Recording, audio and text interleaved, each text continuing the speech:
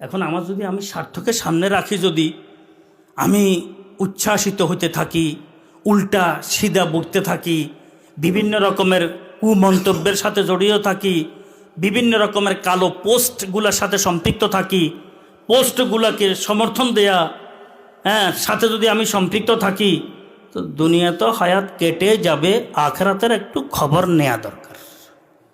আখিরাতের খবর কি নেওয়া দরকার। হযরত শেখ সাদী রহমতুল্লাহ আলাইহি, আমি শের শুনেতে ইচ্ছে করছিলাম আপনাদেরকে।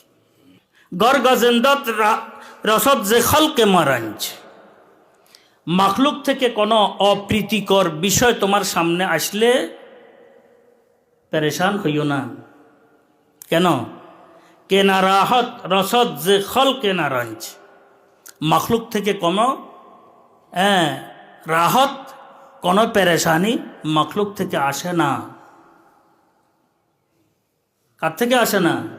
মাখলুক থেকে আসে না। আজ খোদা দা খেলাফে দুশ্মন ও দোস্ত, দুশ্মন এবং দোস্তের যে খেলাফগুলো আছে, অনুকূলের প্রতিকূলের বিষয়গুলো, ওগুলো আল্লাহ পাকের পক্ষ থেকে হইতেছে। এটা কি করো? তুমি ইয়াকিন করিও। দা এটা এলেমের অর্থ, মানে এলাম। এলাম, এলেম, আল ইলমু হুয়াল ইয়াকিন, আল ইলমু হুয়াল ইয়াকিন। আজ খোদা দা খেলাফে দুশ্মন ও দোস্ত, কে দিলে হার দো বরতাসার রূপে উস্ত, কে দিলে হার দো দরতাসার রূপে উস্ত। কারণ দোনোজনের দিল দুশ্মনদের বিরুদ্ধে তোমার যাইতেছে, দোস্ত তো তোমার পক্ষে যাইতেছে। দোনোটাই কি? দোনোটার দিল কার হাতে?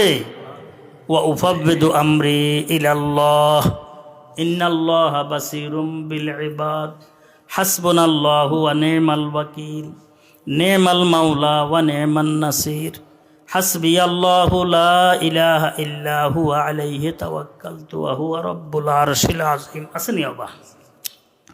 স্বার্থ হলে সব বলি যে আল্লাহ আমাকে হেফাজত করো, আমাদেরকে হেফাজত করো।